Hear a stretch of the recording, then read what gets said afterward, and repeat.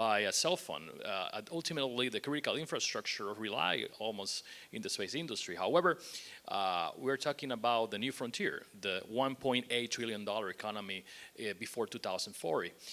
And then I believe that requires, as Gail mentioned, workforce development, the intersection with academia. That launching is not only space industry, it's only a small component. Gail and my team and my friends always talk about creating a space hub in Puerto Rico, which is more than launching. It's creating manufacturing, design, even marketing, the intersection with the scientific community, how you can improve the quality of life of people because you can have products in space that is impossible, dealing with a lot of physics in the Earth. So I believe these are, my humble opinion, is the trailblazers, as I mentioned, of the new industrial revolution that will require more understanding, and I believe that the government, which sometimes lack the vision, because as you know, we operate in election cycles, and I believe that the academia, the private sectors are the ones that can help the government to understand that this is beyond election cycle, that this is creating job and opportunities during this decade. So maybe pretty much those are my thoughts. That's great. That's great. And finally, Robert. Thank you.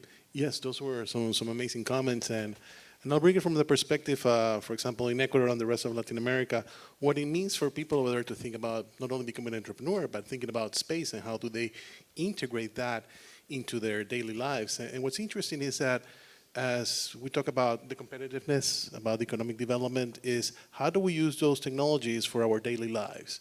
And in the region, we see it's mostly a commodity-based type of economies, a lot of agricultural exports, energy, and other raw materials. So what can we do with the space, through space-enabled assets, either satellite imagery or other technologies, to be able to integrate that into what currently we have?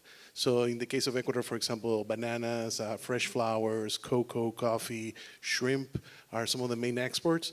What can we do with satellites in this case to be able to use that data to identify how do we grow better? How do we use the advantage of space to be able to learn new things about how to grow things and protect them and protect the environment? So it really challenges, not only the current business leadership, but also at the same time, new young students to think about how do I get involved? How can I use and apply this to solve a problem that the local company has? So a lot of questions that way in how we can integrate access to space and what it takes to become a space entrepreneur. Not everybody necessarily needs to go to space, but we can certainly use that technology to develop a business solution for something that's already happening here. And I think that's very, very meaningful.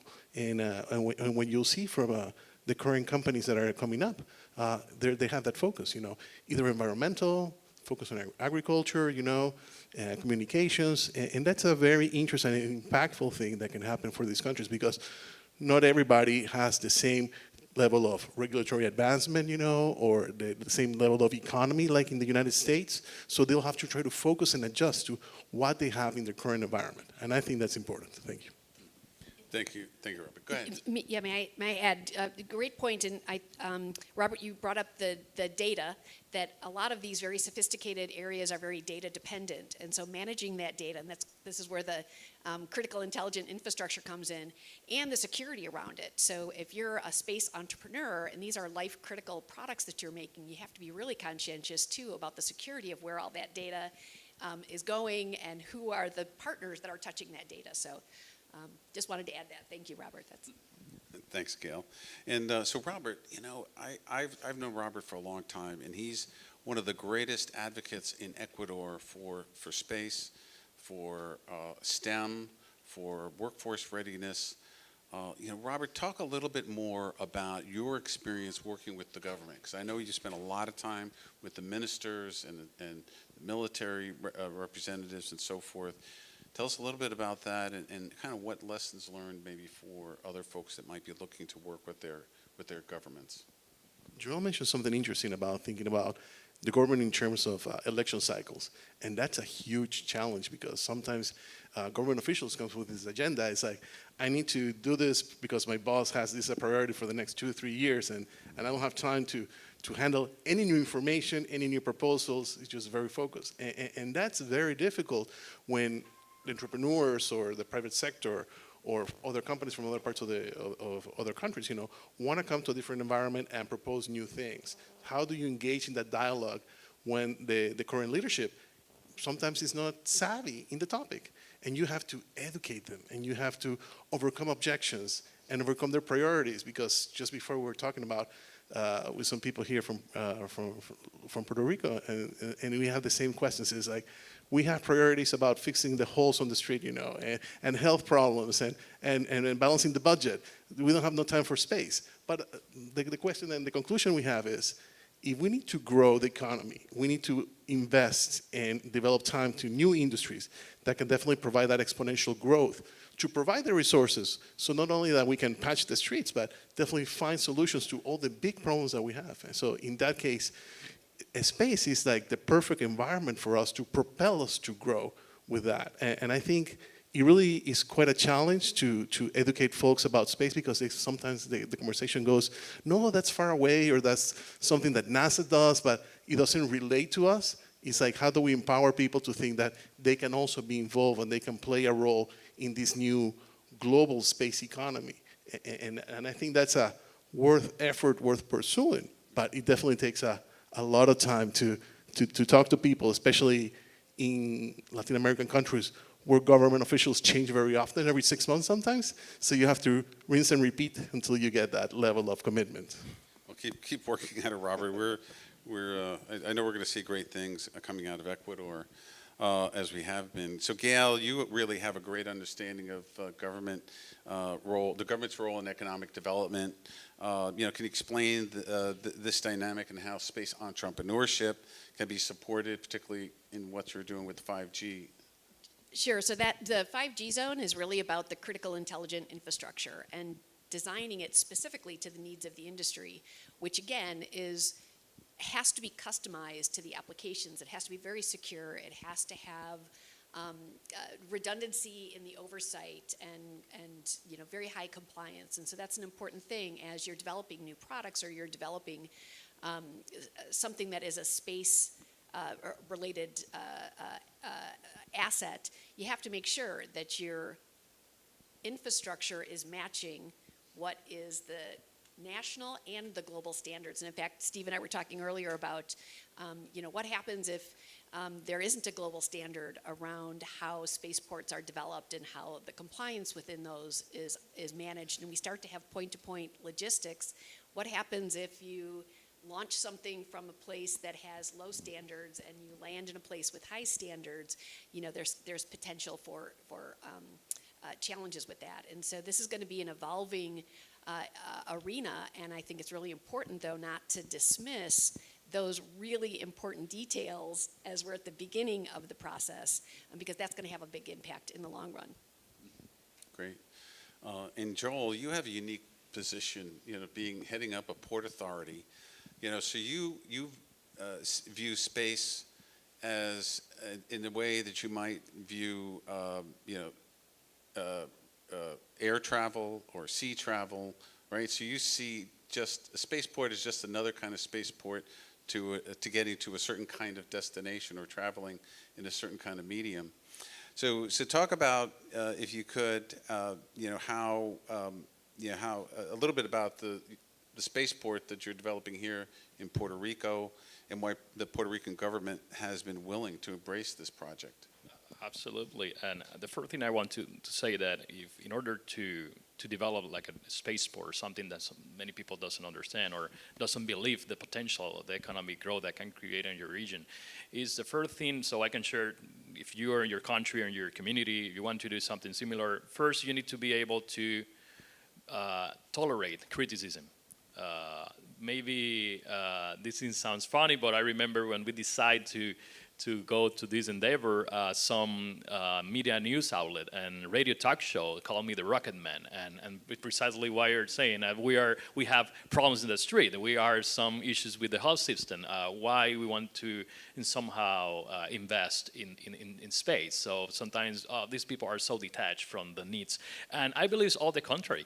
I believe that Puerto Rico needs we need to somehow increase our tax base and revenue streamlines, create well-paying jobs.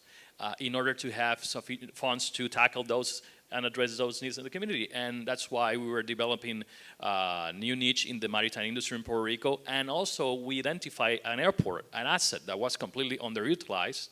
The Puerto Rico commissioned a study in 2018 before my arrival, saying that spaceport Puerto Rico was feasible because we are in the Caribbean, very close to the equator. We have natural attributes to that. We have a workforce that has enormous, I believe, education in STEM, mathematics and science. Puerto Rico has an enormous pharmaceutical manufacturing base that we can leverage that in order to be a very important point for the new space economy. So for me, it was a completely no-brainer. So you need to hold criticism, be patient, you need to communicate, try to overcome preconceptions and somehow misleading arguments, so be patient. Secondly, very quickly, my suggestion and recommendation is we need to hire people which understand the convoluted regulatory framework in the United States. There's a lot of overlap in there. You have FAA, you have NOAA, even you have the FCC in terms of radio communications. So right now, you cannot do it by your own. You need to have and we have a lot of experts in this room. So I believe that port authorities and the government entity needs to be humble to understand that this is complex, and we need to recruit firms and people that can help us to navigate those regulatory challenges. And if I could add to that too, that Joel is absolutely right that people don't understand, and so sometimes we have to use verbiage. We use verbiage about, and we have in this panel already, we talk about space and intelligent infrastructure and things that sound complex, but when we're talking about what this industry provides to everyday people, it's your cell phone through satellites. It's innovations in medical implanted devices, and one of my favorite stories, retinas, that in microgravity, they're perfect artificial retinas every time because the protein layers perfectly. So we have to start learning as entrepreneurs to communicate in that way with the government, to say, it's not about this new industry, it's how this new industry is going to support what we're already doing and what's important to the people. That's a great point. Let me just add a funny story to that. Based on what you guys said, just to paint a picture in your heads. A couple years ago, we wanted to show that anybody could go to space in Ecuador. So we did a project with a high school to send a seed sample to the International Space Station, and we did that through a company in Houston. And it was very funny because when we approached the Ministry of Agriculture, we said, hey, we want to approach you because we want to send a sample to the U.S. of seeds, and we want to know what form to fill out, and it's an export. And they were like, why do you want to send seeds to the United States? We send fruit over there. We don't send the seeds. Oh, no, this is for a research project. We're going to be doing science with that, And there's like, okay, well, we really don't have a form for that, Nobody sends that. So, and they said, well, let's do something. If the United States gives you the okay, then we'll give you the okay too. But thankfully, I had gone to APHIS, Agricultural Department from the US, and I had filled out a form. So I had a permit from them allowing me to import the seeds. And I showed them and said like, oh, okay, well, that's fine. And then I said, we want to send them to space. And then you can see their jaw just drop. And then I told them, and we want to bring them back. And it's like, they're scratching their heads. Why do you want to bring them back? You already sent them over there, So they had to develop a whole process of getting the seeds from Ecuador to go to the US, go through customs, go through the science part, go to NASA, go to ISS, return, and then send it back. And they were saying like, well, we don't have any rules for that, but if you're definitely gonna do it, and if the US is okay with it, we don't mind either, So when you talk about things, about things that happen, just imagine, a capsule coming from the International Space Station or from the moon coming back here and crashing in Puerto Rico. What happens to the cargo?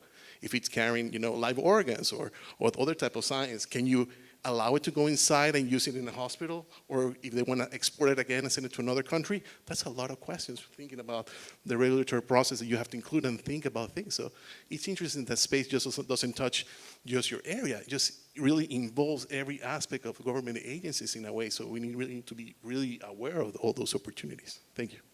That's great. I think Robert makes a good point about, we're making a lot of this stuff up as we go along.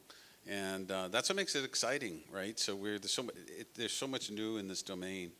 So that's exciting. And I hope that Joel doesn't mind that we start calling him Rocket Man from now on. I think that's a great name for him.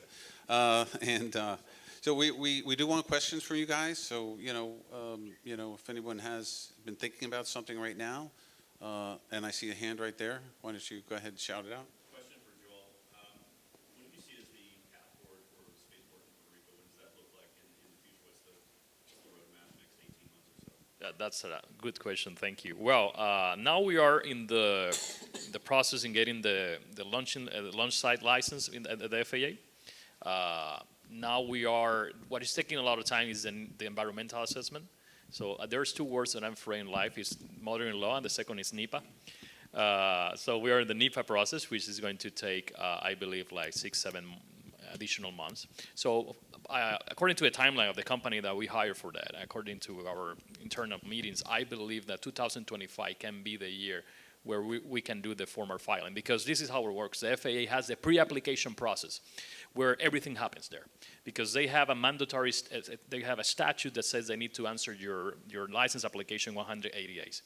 But the FAA create this pre-application phase where they're not subordinated to the statutory time, where you need to do the environmental assessment, the explosive site plans. Remember, we need to handle kerosene of fuel. You need to show that where you're going to put those tanks are safe for the community. They need to make the analysis, the flight trajectory analysis. There's a lot of phases and studies that take time. And when you cover all those items, then you are allowed to file the license, which because the FAA allows you to file, so I suppose that you're going to get the license in 180 days. So 2025 should be the year where Puerto Rico Port Authority hopefully can get the license. So the Port Authority is actually getting the license to operate the spaceport? Yes. The Port Authority is a sponsor, is an agency which is going to be the owner of the license for the airport. Remember, this is an airport. We are not building a spaceport from scratch like Space for America, which costs a lot of millions. We are leveraging existing infrastructure that is already there. So maybe the investment will require, we are estimating between $10 and $20 million once we get the license, of course. Excellent. Let's have a couple more questions, a little more discussion here, then we'll come back to questions. But I did want to move into a subject of government incentives. So this is for Joel or Gail about the tax incentives, other kinds of incentives that you're providing that entrepreneurs could take advantage of. So as we're waiting for the license to be authorized, there's a lot of work that has to be done in order to, as I said, create that awareness and that common language between entrepreneurs and the government.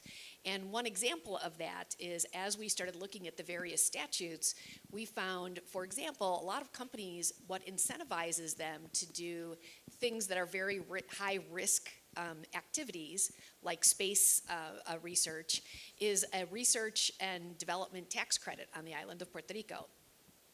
The way that statute was written, and the purpose of that statute, was to say any activity that happens on the island, so on the soil of Puerto Rico, qualifies for research R&D tax credits.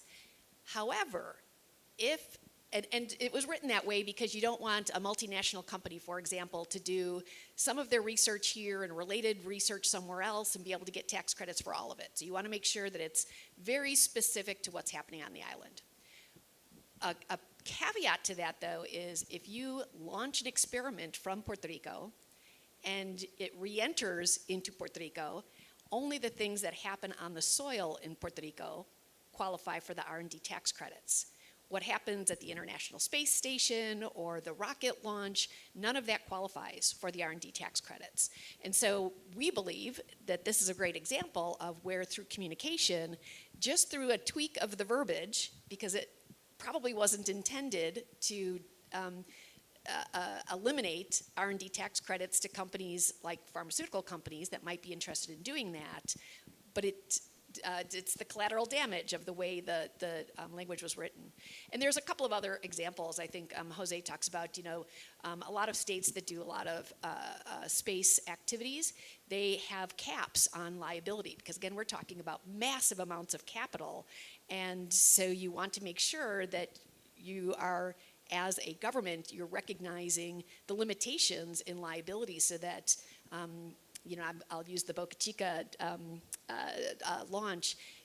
It could bankrupt even the most viable of companies if there's no limit on the amount of liability that a company faces when their launch doesn't go exactly as planned. So just things like that. So again, they're midterm policy decisions, and you have to be really thoughtful about how the language applies to this very unique industry.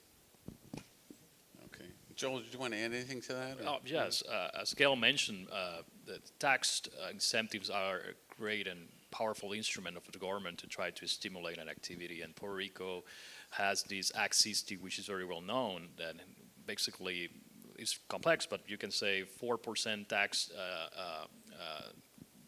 You need only pay 4% in taxes for the income, 100% completely tax-free in capital gains, 75% exemption from all the municipalities. Because remember, not only we have taxes on the central level, we have in the community as well, and some counties of the United States. So I believe that the tax incentives are very powerful. But I believe as well that there's three other areas that I believe the next decade we are going to have a lot of creativity in order to promote the space industry. One is insurance. Insurance, I believe, that is an area that needs to evolve, and is a complicated environment in order for space operations. And the other one is financing. How you make things bankable. How you have you raise some capital. And so I believe that the tax legal framework can help with that, but I believe that the government can somehow helps to adopt legal framework to promote more insurance and help the companies to raise more capital. But again, I believe that, as I mentioned, I believe that the community, the private sector, people like you, are the ones that doesn't underestimate how powerful you are leading the governments to take the right decisions, because sometimes the government doesn't know. And finally, Steve, I just want to mention, as you know, we have that right now in the international community, they have the Artemis Accord, and also there's a lot of discussion in the world about uniform tax treatment for companies around the world. It's called the GLT, or there's a lot of discussion how we can level the playing field worldwide. I believe that the space industry can insert in those discussions as well. How we can create an international bilateral agreements in order to help the industry, not only for safety, like it's Outer Space Treaty or the Registration Treaty or the Liability Convention, is how we can create an international legal framework for tax purposes, for more commercial terms, in order somehow to help countries and jurisdictions in Latin America that sometimes are in a different position than Europeans and the United States, so that they have more economic capacity. So those are the things that I believe will maintain engaged the entire community in the next decades. Thanks, Joel. And I wanted to hear. We'll take a question in a minute. I want to hear from Robert on this question. So in the case of Ecuador, for example, we're developing a bottom-up approach. It's like the private sector is pushing the government in this case to think about space and how it affects and what that means. So we can start thinking about a national space strategy, which I think it's very important to think about in those terms, because that's going to drive what's going to be needed for each country to be successful in their space endeavors, either developing the regulatory framework or the incentive side, or thinking about the space agency and its role, and how the academia and the private sector definitely participate. But what's interesting, and what I always recommend that it shouldn't be very limited, is that we do not think about the space industry or the space sector they want to promote as just very specific companies with very specific niches, either just launch or just satellites, because it can be everything, because everybody can participate and be involved in that ecosystem that you were well mentioning about what it needs for hospitality, what it means for food production, what it means for agriculture. And all those need to be also part of that effort, and they also need to be able to participate as we think about financial sectors, the incentives and the insurance and the educational aspect too. So it's really big in terms of you start thinking about the reach of what's possible and who do you incentivize and when and how and what resources are you going to be able to provide for that to happen. So just don't think about one limiting aspect, because space touches every aspect of the economy, which is really interesting. Thank you. Yeah, no, so as you could see from this conversation, there are systems, there are incentives in place from governments, but there's so much more opportunities that could be developed and so forth. So there's ways to go. This is an emerging sector, and all of you, anyone from Latin America, any country, there's an opportunity for you to work with your government to develop these incentive programs and so forth. I do want to take a question.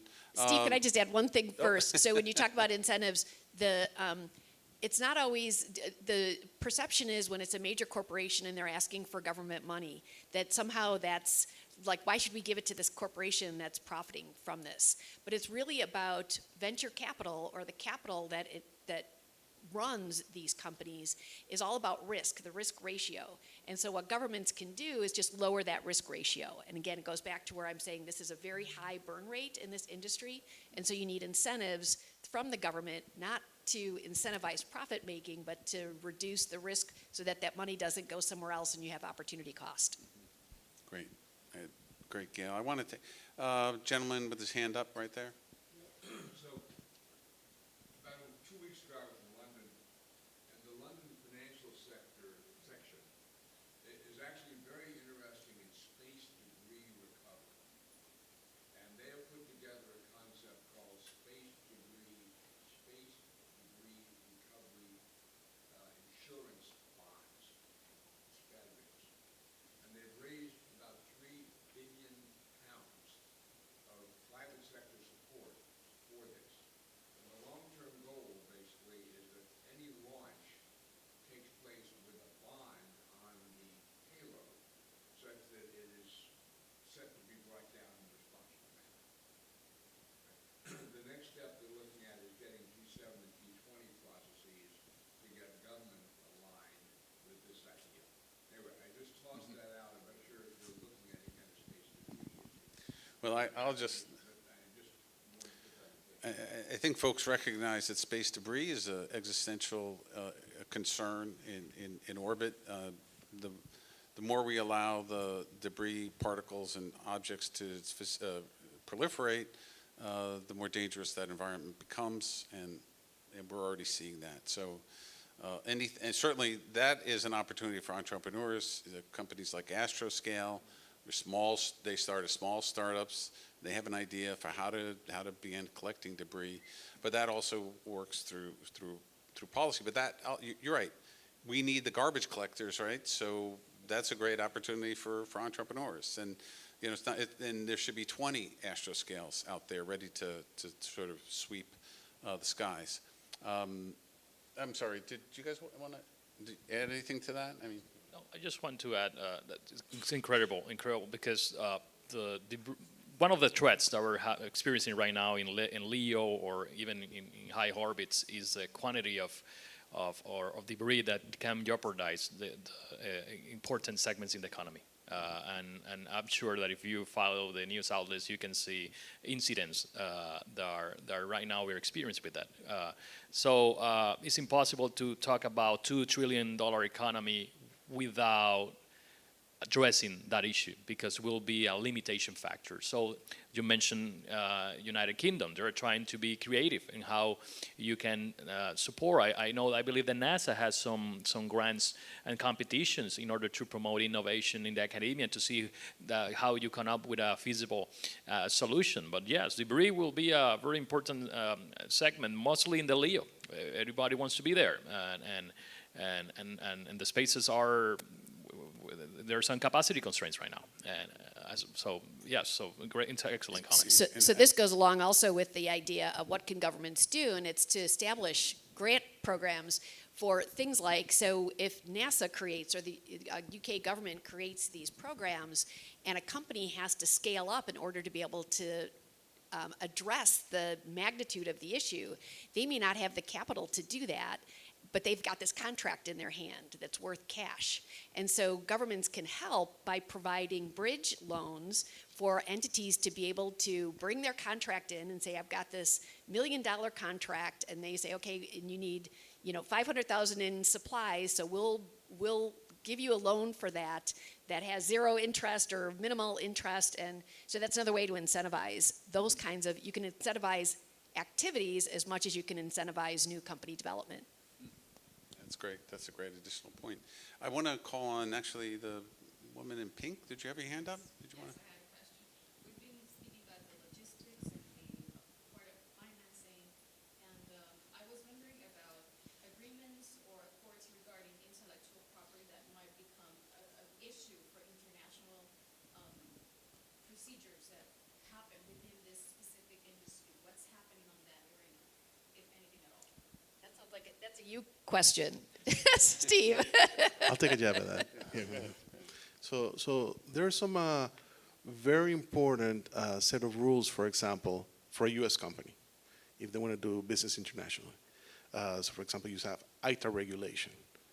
Then you have, of course, if you want to launch in another country, you need to be able to have what is called a technology safeguard agreement, which basically that means is that your rocket or your satellite or your technology is allowed to be exported from the U.S.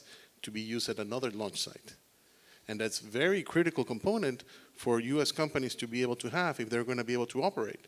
Because otherwise they won't be able to take their SpaceX or the Blue Origin rocket or Firefly to any part of the world if that country does not have that agreement with the United States. But as a prerequisite for that, there's also the Missile Technology Control Regime, which is in charge of ballistic technology and the export controls needed for all these sensitive technology. So there's no missing components that are going to other countries, and you have to regulate all of that. So it's just amazing the level of control that's needed for a U.S. company to operate abroad in that case. European companies might not have that level of oversight compared to the U.S. with certain type of technology oversight or the same with other Asian countries. But for the U.S., that's a very important path to follow to have. Now you start thinking about the terms of how are you going to be able to operate in space sustainably? And now you have the new set of accords, the Artemis Accords from NASA, thinking about space exploration. And there's a very important component about the technology, how you're going to protect the IP, how you're going to be able to share information also freely between all the countries. So that's a very important standard that is developing now, but we're shaping it as we go because of the level of complexity and the new dimensions, which is space, that it needs to play a big part of. And data security being an important part of that IP protection as well. And see if I can add, your comment highlight the importance of the countries to enact national space legislation. In every treaty and international accord, the IP part of the negotiation is one of the most hardest, and even with multinational treaties.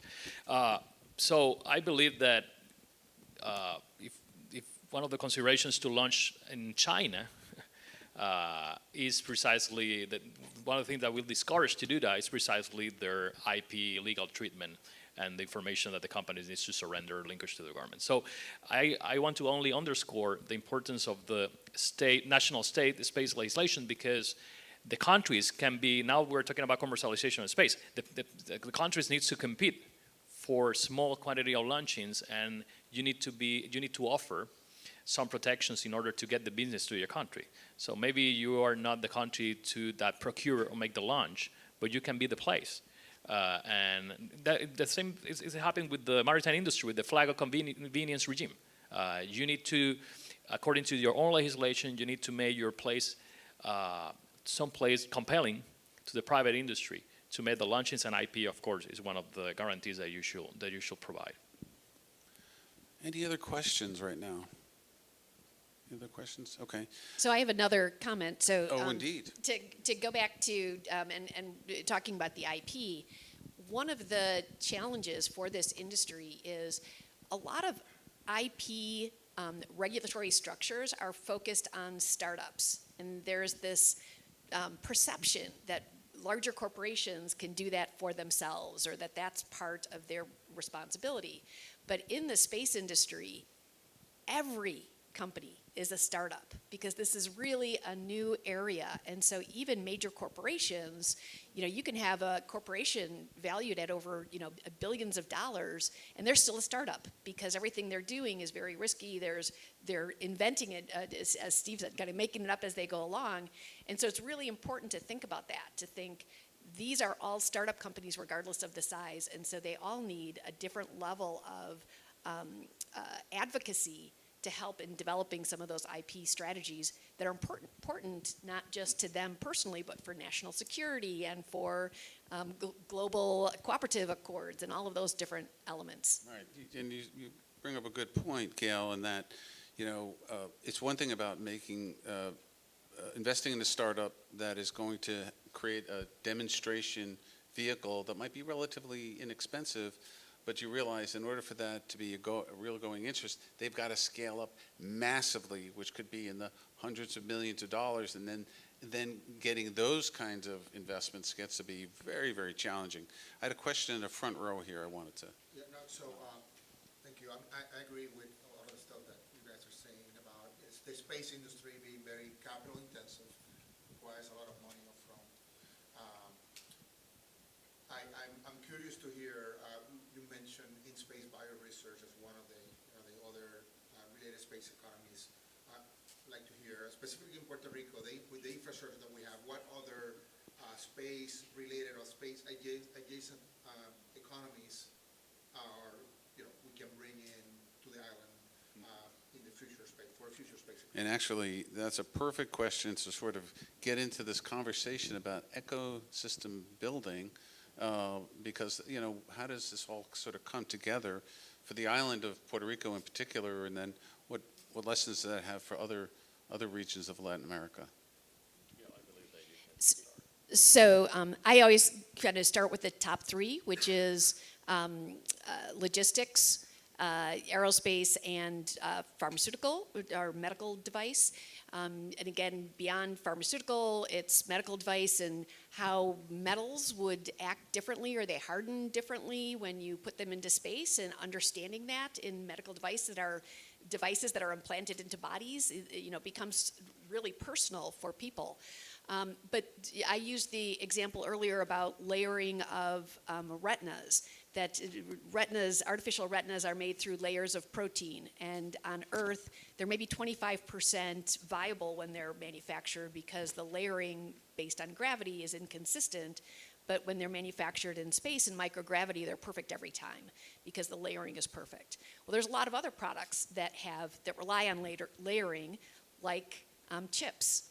We don't realize that things that run our phones and our cars and all of our various devices, those are also multi-layers of substances that on Earth, challenging to make that layering perfectly, which is why building those plants are so cost intensive. In space, much more reliable, and so it brings the margins down and everybody benefits. So again, it's just being able to frame those different opportunities. And again, with cell phone communications, and we're talking about various types of cell phone communication, and it's not just about being able to pick up your phone, it's about when a hurricane comes, and you can make sure that you have optimal response time to whatever is occurring, because your satellite systems have redundancy built in, not just with LEO, low Earth orbit satellites, but with MEO satellites that are higher and maybe have a larger range. And so again, these things are not about, I laughingly, this is going to show my age, I laughingly always say, this isn't Buck Rogers stuff. This is like real things that are relevant to our lives every day, and people need to understand that value when they start talking about space in Puerto Rico, which sounds to some people like, gosh, we've got people who can't, who are living in the poverty level. Why are we talking about space? It's because that's what gets them out of poverty level, is that you have these really vibrant industries that are future facing. I just want to add that in order to do everything that Gail is mentioning, that's why Puerto Rico needs not only a spaceport launching license, but a re-entry license.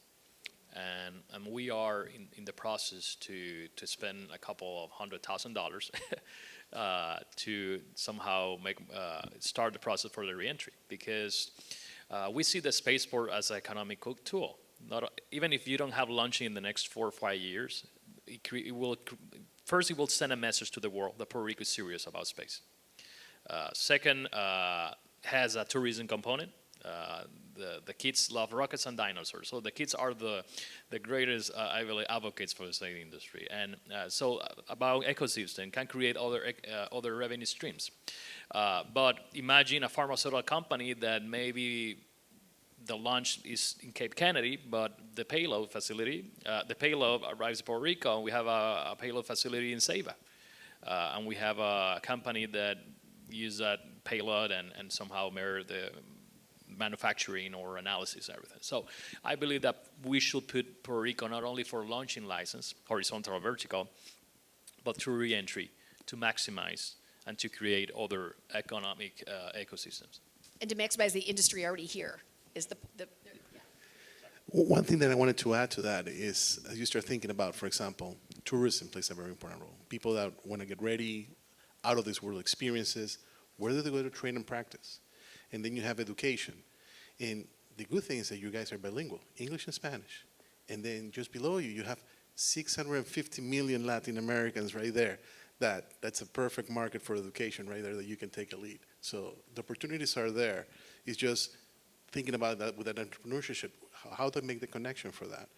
And I think that's really important as you start thinking about what other opportunities are and what infrastructure enables.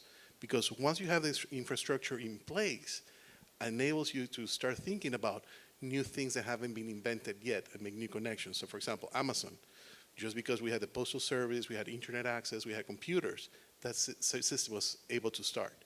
Now what's going to happen in the next 5 years when Puerto Rico has its spaceport and entrepreneurs are able to link access to space with access to sea, access to air, local opportunities and institutions is going to be totally new. But they won't be able to do it unless they have the spaceport. That's a very big enabler of those opportunities right there.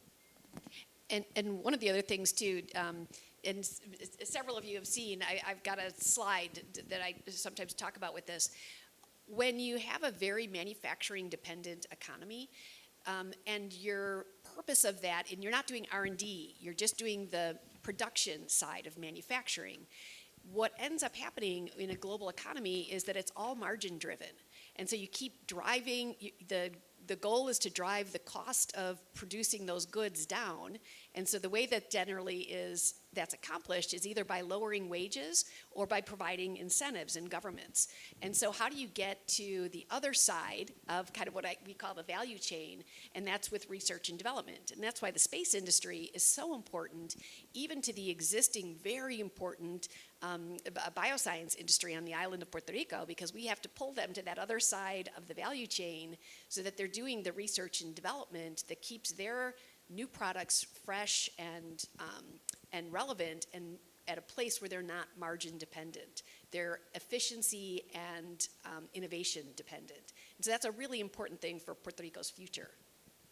Yeah, no, it's so exciting, and I like the idea of having, the spaceport is the hub of activity, and once it's there, yes, it'll be formed with some maybe initial tenants, initial stakeholders, but once it's established, then it becomes a magnet for all kinds of things that we can envision, and maybe things we can't quite envision just yet.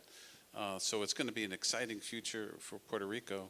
We are now starting to run out of time, and I hope it's going to, if we go over a few minutes, is that okay? Yeah. Lunch? Uh-oh, we don't want to be in between you guys and lunch. But I do want to, two things. If there's anyone else that has one last burning question, I want to give you an opportunity to. Well, he did a 86 on that. You have a comment? Okay, any burning comments or questions? Okay, well, if not, then what I'll do is I'll ask our panel to to make a closing statement, and I want them to couch it in terms of, what do you think is one of the most or the most important thing that an emerging country or space country should consider as they engage with the space entrepreneur and space ecosystem environment? And Gail, why don't you start? So I've actually had this experience, and my advice is both twofold, from the government side and from the innovator side, is the innovator needs to be really clear on what their needs are, because the government doesn't necessarily understand. I think, Robert, you said that there's, it's an industry that has so much complexity, and so you have to be really honest and not play politics. You're not playing games, that these are really important things, and you just have to say exactly what your needs are. And then the government side, you have to be willing to listen and say, okay, I need to understand this from a different perspective, because this doesn't match the other economic development strategies that we're working on. And this company won't succeed if we don't provide this, or this.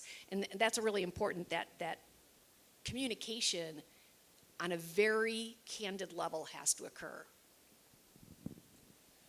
Steve, in Gail's point, I hear the CEO of Bank of America in our interview like 3 weeks ago, that when he mentioned that they were considering where they put their trade floor in Europe, and they had the alternative to put it in Germany or United Kingdom, but they choose Paris, the city of Paris. And the CEO of Bank of America, it's really Jimmy Dimon, he says, the only reason why we put it in Paris was because the president of France, Emmanuel Macron, knocked our doors and took the time to say, what do you need, what we can offer. So my comment is that we need to put space out of politics, we should put it in policy. And in order to do that, we need huge political will, huge, that makes a lot of difference. And I can say that because I only have 6 months left in government. Sometimes, I know this is new, and sometimes we are scattered in Puerto Rico, right, Chiqui? And sometimes we need the top of the top, sending a huge message to the private sector. I know that Puerto Rico will be get there. So in order, and Gail's point is, what do you need? We don't know, but I'm here, and I want you, and I will do everything possible to have you in Puerto Rico to create those jobs. But needs to be important, needs to be policy. And it needs to be the industry. And I will reference a meeting with Induneve on the island about a year ago, where Rhodium Scientific gave a presentation in front of the bioscience industry. And I was with them at the time, and multiple people were coming up to me and saying, you've got to tell the government this. And I'm like, no, you have to tell the government this, because my voice doesn't mean anything. But when industry starts saying it, that's where it really has legs. And finally, Robert, you get the last word. The last word. So one of the main strengths that I see from my outside perspective is that the connections that you develop as an ecosystem with other ecosystems around the world is going to make the Puerto Rico story really meaningful. It's how you connect to Europe, how do you connect to the rest of the US, how you connect to Latin America, how you connect to Asia, and how that free movement of labor, capital, and ideas conflux here and makes this a richer place. So don't only think about Puerto Rico as a closed environment. Think it as a very open environment, very inviting, where you connect and you collaborate and you help the other ecosystems grow, and you take a very good leadership with that. So that's one last message I wanted to say. You guys can definitely play a very important role in the space complex supply chain that is being developed right now. Thank you. Well, thank you, Robert, and thank you, Gail and Joelle. This has been a very rich conversation, and hopefully all of you have gotten much insight from this conversation. And I think with that, I think our time is over. So thank you all so very, very much, and enjoy the rest of your conference.